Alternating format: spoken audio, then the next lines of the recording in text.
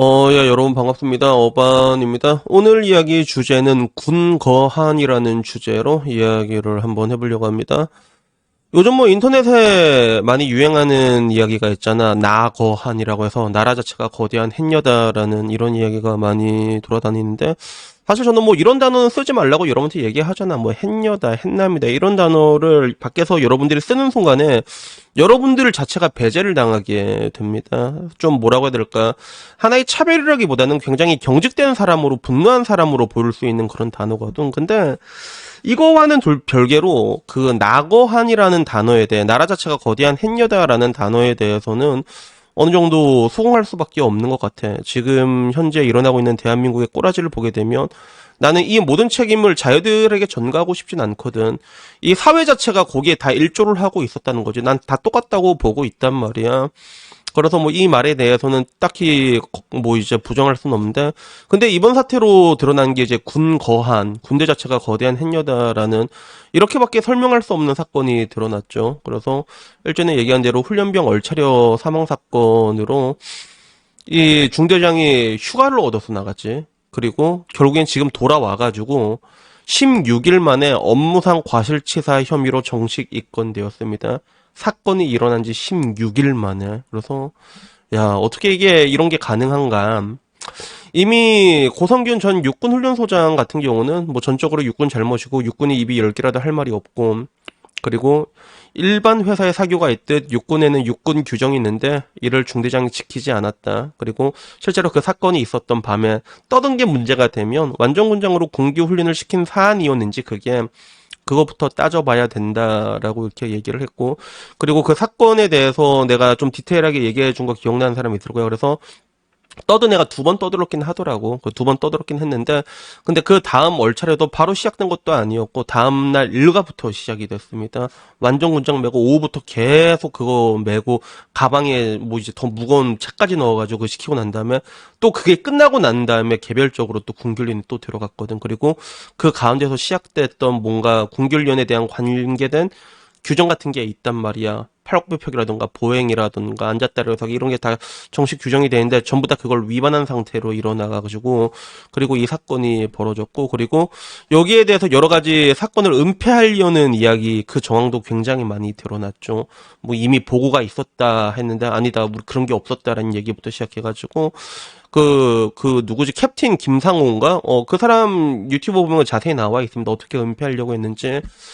그래서 이 사건에 대해 가지고는 이게 좀 약간 젠더 논쟁으로 몰고 가는 그런 사람들도 있는 것 같아요. 그래서 뭐 이 뉴스 나오니까 뭐 이게 사람들 채팅하는 거 보면 빠미는 쇼컷만이 하는데 모든 쇼컷은 빠미가 아니다. 뭐 이런 이야기. 군대에는 여운이 필요 없고 여자가 그럴 수도 있고 쪼잔하게 남자들이 쪼잔하게 왜 그러냐. 이게 뭐 젠더 논쟁으로 이렇게 생각하는 사람들도 있긴 한데 이거는 젠더 논쟁으로 갈 문제가 아닙니다. 나는 진짜 40년을 넘게 살면서 대한민국에서 내가 살다 살다 얼차려로 훈련병이 사망한 건 내가 처음을 봐. 처음 보는데 공교롭게도 그 지휘자가 그냥 여군이었을 뿐이야. 진짜 희대의 병만 나는 그런 게 일어났는데 그게 말 그대로 또 여군이 일으킨 문제일 뿐인 거지. 그래서 이게 어떻게 보면 조금 더 커진 것들이 있는데 지금 이 사망 사건과 관련돼서 진상규명을 촉구하는 움직임들은 많이 일어나고 있습니다. 뭐 군대에서 자녀를 잃은 많은 뭐 이제 아버지 어머니들이 와가지고 이런 일들이 아직도 일어나고 있냐. 그래서 규탄 및 진상규명을 촉구하면서 많은 활동을 하고 있는데, 근데 안타깝게도 이게 앞으로 어떻게 될지는 두고 봐야 아는 건데, 하나 확실한 거는 지금 이 상황, 사망 사건이 일어난 지 16일 만에 휴가 다 다녀오고, 그지? 심지어는 그 16일이란 훈련병이 군입대한 기간보다 더 긴 기간을, 그 진짜 휴가 다녀와가지고 이제서야 과실치사 혐의로 입건이 됐다는 이 상황을 봤을 때는 사실상 군대 자체가 전부 다 도와주고 있는 거지. 이 여중대장을 도와주고 있는 거고, 그리고 이 모습 자체가 말 그대로 군거한, 군대 자체가 거대한 햇녀다라고 말할 수밖에 없는 것 같아. 그래서 이 사태에 대해 가지고 아는 변호사라는 누님이 있거든. 아는 변호사, 아변이라고 여러분들도 이분 아실란가? 그 유명한 명언은 그걸 남겼습니다. 결혼은 신속하게, 결혼은 신중하게, 이혼은 신속하게라고 했는데 나는 이 말에 대해서 반대해. 이혼은 더 신중하게 해야 됩니다, 여러분. 잘못하면 엿됩니다, 진짜. 근데 이분이 군 짬밥이 14년이거든. 그래서 군법관으로 내가 일한 걸로 알고 있어. 10년 넘게 그쪽으로 했는데 그분이 여기에 대해서도 얘기한 적이 있거든. 그래서 그거 캡처된 걸 보면 간부한테 기양 조치라는 건 없다. 사건이 끝나지 않았는데 기양을 갔다는 게 귀양이야? 기향이야? 그래갖고 이게 말도 안 되는 거다라고 얘기를 하더라고. 그래서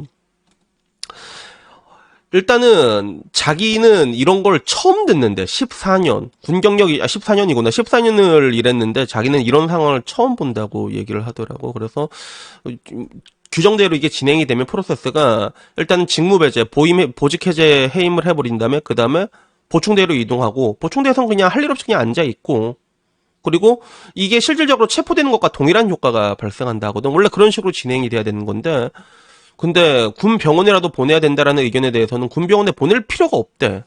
자기가 군 법무관 생활하면서 여러 가지 사건을 받았는데 그럴 필요 자체가 없다고 하면서 왜 이러한 절차를 하지 않았을까?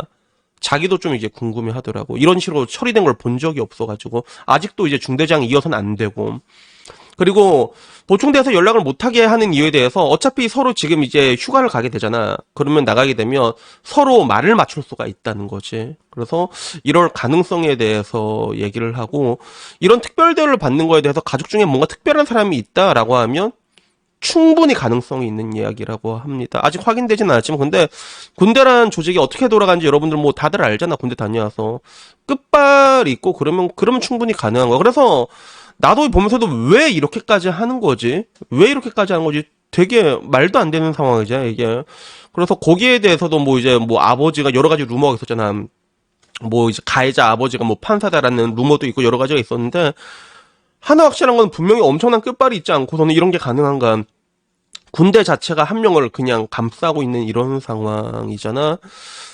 그래서 뭐 본인도 이게 과거와는 다르다. 뭐 지금 와서 이렇게 한다면 자기는 할 말이 없는데 근데 자기는 군 복무하면서 이런 걸 본 적이 없다라고 얘기를 하더라고. 그리고 여기에 대해서 뭐 많은 사람들이 굉장히 분노를 하고 있는 건데 다만 여기에 대해서 형량이 어떻게 나올까에 대해서는 사실상 뭐 이제 그 변호사분들 얘기들을 종합을 해보면 업무상 과실치사로 나올 확률이 높다 하더라고. 그리고 업무상 과실치사로 처벌을 하게 되면 대부분이 징역형 집행유예가 나온다고 하더라고. 그래서 내가 전에 봤던 변호사 아저씨도 징역 3년, 집행유예 5년으로 나올지도 모른다라는 그 숫자가 머리에 나왔다 하거든. 그래서 실질적으로 업무상 과실치사 같은 경우는 금고 징역형의 집행유예가 66.7%로 나오고 벌금형이 29.2% 이렇게 나온다고 하더라고요.